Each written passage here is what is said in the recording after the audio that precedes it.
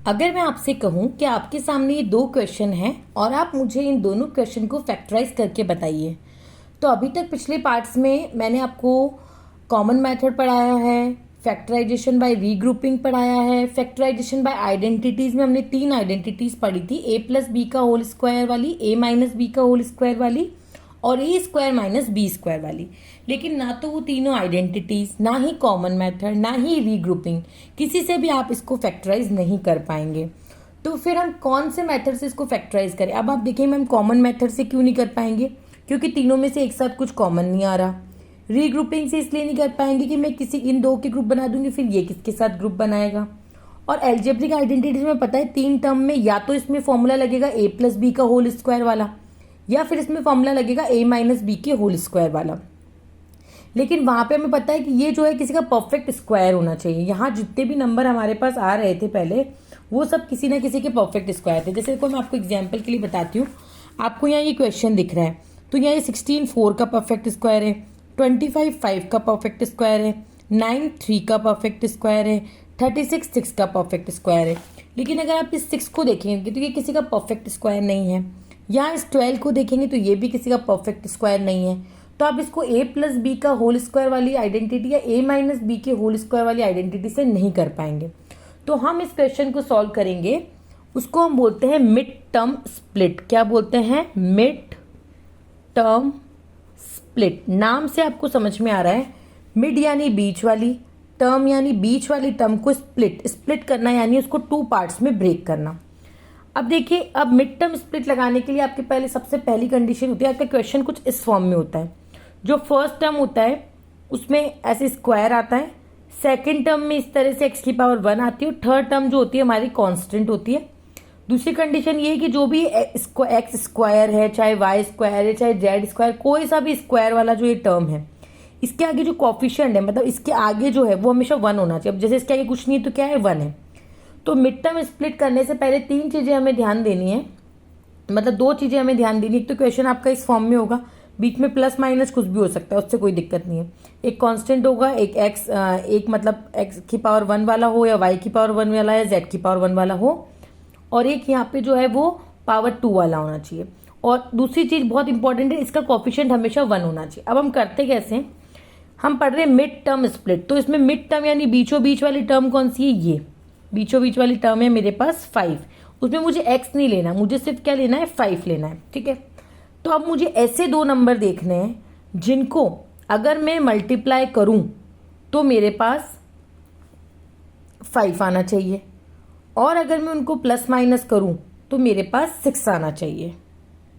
Sorry, मैंने थोड़ा उल्टा बोल दिया कि मेरे को ऐसे 2 नंबर चाहिए, ऐसे 2 नंबर चाहिए जिनको अगर मैं मल्टीप्लाई करूं तो ये कांस्टेंट वाली वैल्यू आए, और उन्हीं 2 नंबर को अगर मैं जोड़ूं तो ये जो बीच वाली टर्म है ना, ये मेरे पास आनी चाहिए 5। देखो, जैसे मैंने 2 नंबर लिए 2 और 3, तो मैं 2 और 3 को इंटू करूंगी तो क्या आएगा? 6, जो कि आ गया। अब इन्हीं 2 नंबर को प्लस का 2 और प्लस का 3 जोड़ू तो मेरे पास क्या आना चाहिए? प्लस का 5 आना चाहिए। जैसे मैंने 2 + 3 किया तो क्या आया मेरे पास? 5। ढंग से समझिएगा, एक क्वेश्चन समझने में टाइम लगेगा, उसके बाद आगे क्वेश्चन आप फटाफट से कर लेंगे। मिड टर्म स्प्लिट में लगा रही हूँ क्योंकि और मेथड मेरा फैक्टराइज का इसमें काम नहीं करेगा। मिड टर्म स्प्लिट ये बोलता है 2 नंबर ऐसे चूज करो कि जिनको मल्टीप्लाई करने पे तो ये कांस्टेंट आए, और उन्हीं 2 नंबर को प्लस करने पे ये बीच वाला नंबर आए, यानी कि प्लस का 5। साइन के साथ आपको लेना है प्लस का 5 और प्लस का 6, तो वो 2 नंबर है 2 और 3। अब मिड टर्म स्प्लिट करना है ना, तो पहले तो मैंने इस क्वेश्चन को एज इट इज ऐसा कैसा उतार लिया। एक्स स्क्वायर की जगह एक्स स्क्वायर लिखा, 6 की जगह +6 लिखा। अब 5x को मुझे 2 टुकड़ों में तोड़ना है, तो 5x की जगह मैं क्या लिख दूंगी? 2x और 3x। क्या लिख दूंगी मैं इसकी जगह? 2x और 3x। ये देखिए मैंने लिख दिया। अब हम इसमें क्या करेंगे, जो पहले 2 टर्म है इन दोनों को ब्रैकेट में बंद कर देंगे, और बाद वाले 2 टर्म है इनको भी ब्रैकेट में बंद कर देंगे। अब हम क्या करेंगे, इन दोनों में से मैंने कॉमन लिया, कॉमन मेथड मैंने आपको बताया, इन दोनों में से कॉमन क्या आएगा? x। तो यहाँ क्या बचेगा? x, और यहाँ बचेगा 2। इन दोनों में से कॉमन क्या आएगा? 3x, और 6 में से कॉमन आएगा 3, तो यहाँ बचेगा x, और 3 के टेबल में 6 आता है 2 बार। अब मिड टर्म स्प्लिट की जो तीसरी सबसे खूबसूरत बात यह है कि आप जब इनमें से कॉमन लेते हैं तो जो यहाँ पे ब्रैकेट में और यहाँ पे ब्रैकेट में बचता है वो हमेशा सेम ही आता है, वो हमेशा सेम ही आता है। तो आप इस वाले में से और इस वाले में से दोनों में से आपने कॉमन ले लिया x+2, तो यहाँ बच गया सिर्फ x और यहाँ बच गया प्लस का 3। तो आपके पास इस तरह से ये फैक्टराइज हो गए। ये वाला जो क्वेश्चन है इसके फैक्टराइजेशन हमारे पास आ गए हैं। तो इसके दो फैक्टर हो गए, एक तो x+2 और एक हो गया आपका x+3। चलिए एक और क्वेश्चन करके देखते हैं। अब जैसे ये वाला क्वेश्चन भी जो है वो किसी से भी नहीं होगा, ना तो कॉमन मेथड से होगा, ना रीग्रुपिंग से होगा और ना ही आइडेंटिटी से होगा, क्योंकि 12 परफेक्ट स्क्वायर नहीं है। तो मुझे ऐसे दो नंबर चाहिए जिनको मल्टीप्लाई करने पे तो प्लस का 12 आए, क्या है प्लस का 12 कांस्टेंट टर्म, और उन्हीं दो नंबर को अगर मैं प्लस या माइनस करूं तो मेरे पास माइनस का 7 आना चाहिए। क्या आना चाहिए? माइनस का 7। चलिए वो दो टर्म ढूंढिए जिनको मल्टीप्लाई करने पे तो आए। जैसे मैंने लिखा 3 4 ज़ा 12, लेकिन अगर मैं इसको देखूं तो 3 प्लस में अगर 4 करूं तो मेरे पास तो 7 आ रहा है, लेकिन मुझे क्या चाहिए? मुझे तो माइनस का 7 चाहिए ना। तो माइनस का 7 लाने के लिए अब मैं क्या करूं? अगर मैं एक के आगे माइनस लगा दूं तो यह -12 बन जाएगा, लेकिन मुझे तो प्लस का 12 चाहिए। तो मैं अगर दोनों के आगे माइनस लगा दूं, अगर मैं माइनस लगा दूं तो -3 को जब मैं मल्टीप्लाई करूं -4 से तो क्या आ जाएगा मेरे पास? प्लस का 12। और -3 और -4 को अगर मैं जोड़ूं तो माइनस माइनस प्लस, तो 3 और 4 क्या हो जाएगा? 7। और बड़ा 4 है, 4 के आगे माइनस तो आ गया -7। यानी कि मेरे पास दो टर्म होगी, एक तो माइनस का 3 और एक माइनस का 4। अब मैंने क्वेश्चन को एज इट इज यहाँ पे उतार लिया है। अब y² को एज इट इज लिखा और पीछे वाले 12 को एज इट इज लिखा। तो बीच वाली टर्म है माइनस का 7y, इसकी जगह मैं लिख दूंगी माइनस का 3y और माइनस का 4y। अब आपके दिमाग में आ रहा होगा पहले 3 लिखे या 4, आप कोई सा भी लिख सकते हैं। आप इधर 4 लिख सकते हैं, इधर 3 लिख सकते हैं।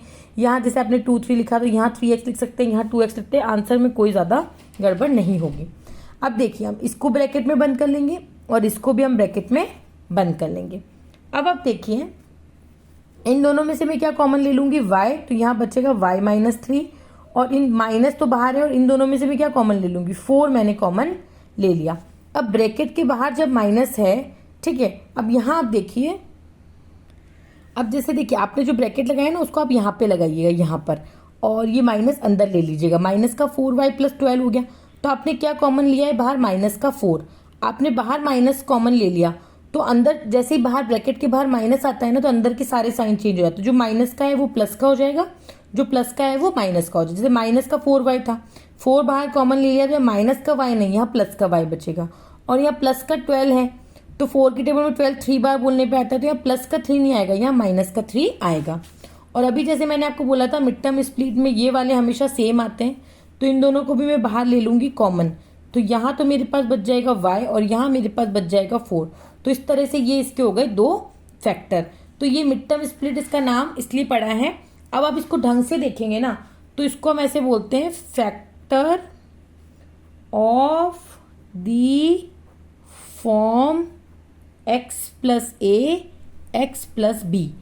ये आपका जो फैक्टर निकल के आ रहा है वो इस फॉर्म में निकल के आ रहा है। देखिए x+a x+b, मतलब यहाँ और यहाँ वैल्यू सेम रहती है, यहाँ a रहता है, यहाँ b रहता है। तो देखिए अगर आप इसको इससे कंपेयर करेंगे x+a x+b, यानी x की जगह तो आ गया आपका y, a की जगह आ गया -3 और b की जगह आ गया -4। उसी तरह से यहाँ देखिए x+a x+b, x है और a की जगह आ गया 2 और b की जगह आ गया 3। तो ये जो आपके फैक्टर निकलते हैं ना मिड टर्म स्प्लिट के, वो इस फॉर्म में आते हैं, x+a × x+b की फॉर्म में। तो होप आपको ये मिड टर्म स्प्लिट वाला कॉन्सेप्ट जो है वो अच्छे से समझ में आया होगा। अब हम कुछ और एग्जाम्पल देखते हैं इसके। जैसे ये रहा क्वेश्चन, यहाँ मैं देख पा रही हूँ कि 8 जो है वो परफेक्ट स्क्वायर नहीं है, तो इसको भी मुझे मिड टर्म स्प्लिट से ही फैक्टराइज करना पड़ेगा। तो मुझे ऐसे दो नंबर चाहिए जिनको मल्टीप्लाई करने पे प्लस का 8 आए, मल्टीप्लाई करने पे प्लस का 8 आए, और उन्हीं दो नंबर को जब मैं प्लस या माइनस करूँ तो प्लस का 6 आए। तो दो नंबर है, जैसे मैंने वो दो नंबर ले लिए, 4 2 ज़ा तो मेरे पास आ गया 8 और मैं 4 + 2 करूँगी तो आ गया मेरे पास प्लस का 6। यानी कि वो दो नंबर क्या हो जाएंगे? 8 और 6। तो मैं 6p की जगह लिख दूंगी 8p + 6p, और ये 8 तो मेरे पास एज इट इज, ये p² मेरे पास एज इट इज। इन दोनों में से कॉमन लेना और इन दोनों में से मैंने कॉमन ले लिया p, तो यहाँ बचा p + 8। और इन दोनों में से मैं क्या कॉमन लूंगी? अरे ये हमने गलत नंबर बता दिया।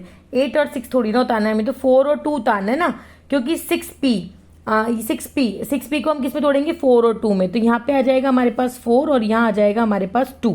ठीक है, तो जब इनमें से मैंने कॉमन लिया बाहर p, तो यहाँ बचेगा p और यहाँ बचेगा 4। सॉरी, गलती से लिख दिया था।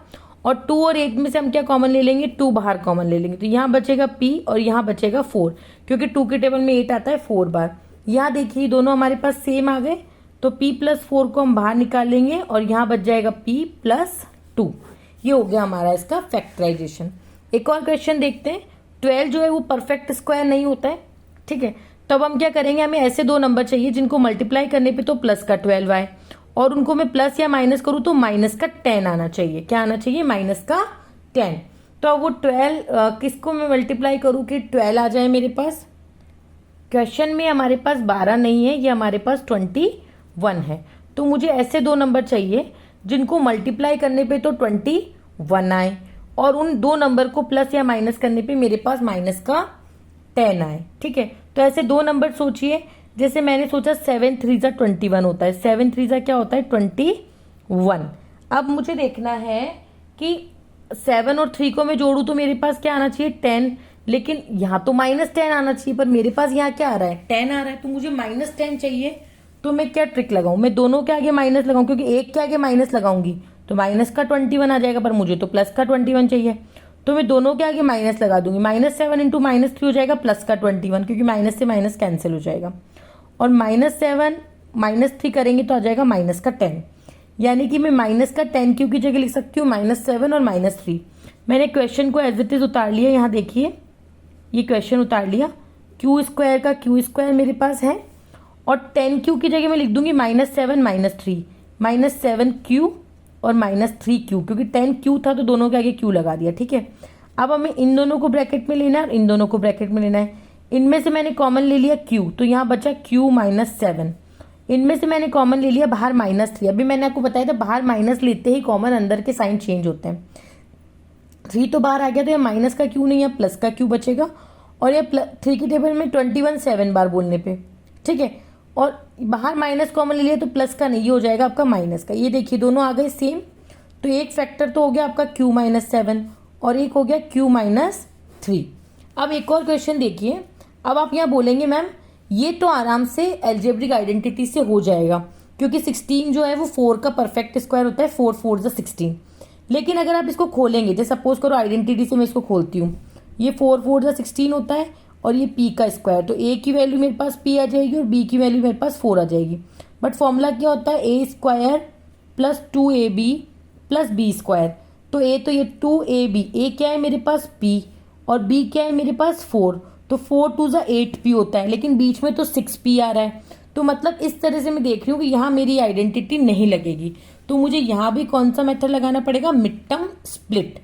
तो अब मैंने वापस से ये पूरा क्वेश्चन एज इट इज उतार लिया। अब मुझे ऐसे दो नंबर चाहिए जिनको मल्टीप्लाई करने पे तो माइनस का 16 आए, और उन्हीं दो नंबर को मैं प्लस या माइनस करूँ तो मेरे पास प्लस का 6 आना चाहिए। अब मुझे पता है जैसे 8 2 जा क्या होता है 16, लेकिन मुझे क्या चाहिए, माइनस का तो 16 चाहिए और प्लस का 6 चाहिए। तो जब मुझे प्लस का 6 चाहिए तो मैं क्या करूंगी, बड़े वाले नंबर को तो प्लस का रखूंगी, जो छोटे वाले नंबर है उसके आगे माइनस लगा दूं, ताकि 8 इंटू -2 करूँ तो मुझे क्या मिल जाए, माइनस का 16, और 8 -2 करूँ तो मुझे मिल जाए प्लस का 6। ठीक है ना, क्योंकि 8 है और एक माइनस का, तो 8 -2 प्लस का 6, मुझे प्लस का 6 चाहिए तो माइनस का 16। तो मेरे पास वो दो टर्म है, प्लस का 8 और माइनस का 2। तो मैंने क्या करा, p स्क्वायर की जगह p स्क्वायर, 6p है ना उसकी जगह मैं लिख दूंगी 8p प्लस का और माइनस का 2p, 8p प्लस का माइनस का 2p, और यहाँ लिख दिया मैंने 16। ठीक है, अब इन दोनों में से कॉमन ले लेंगे और इन दोनों में से कॉमन ले लेंगे। इन दोनों में से मैंने कॉमन लिया बाहर p, तो यहाँ बचा p प्लस 8, और इन दोनों में से मैंने कॉमन लिया -2, तो माइनस बाहर कॉमन लेते ही ये प्लस का हो जाएगा और ये भी प्लस का हो जाएगा, क्योंकि दोनों माइनस के हैं। तो ये जो p है वो यहाँ बच जाएगा प्लस 2 की टेबल में 16 8 बार बोलने पे। ये देखिए यहाँ दोनों तरफ हमारे पास क्या आ रहे हैं सेम, तो ये p प्लस 8 बाहर और ये p -2। तो इस तरह से मिड टर्म स्प्लिट के हमने बहुत सारे क्वेश्चन कर लिए। आप देखिए, आप इनका स्क्रीनशॉट ले सकते हैं और एक बार खुद से प्रैक्टिस कर सकते हैं। मैंने आपको ये भी बताया कि आपको कैसे पता चलेगा कि हमें फैक्टराइज करने में मिड टर्म स्प्लिट यूज लेना है या आइडेंटिटी, वो भी आपको इस लास्ट एग्जाम्पल से बहुत अच्छे से क्लियर हो चुका होगा। अगर आप क्लास 8 की मैथ को इतनी ही आसान तरीके से पढ़ना चाहते हैं और अगर आप चाहते हैं कि जल्दी से मैं पार्ट 7 लाऊं और पार्ट 7 में जो मैं आपकी एक्सरसाइज है 12.2 उसे मैं कंप्लीट कराऊंगी।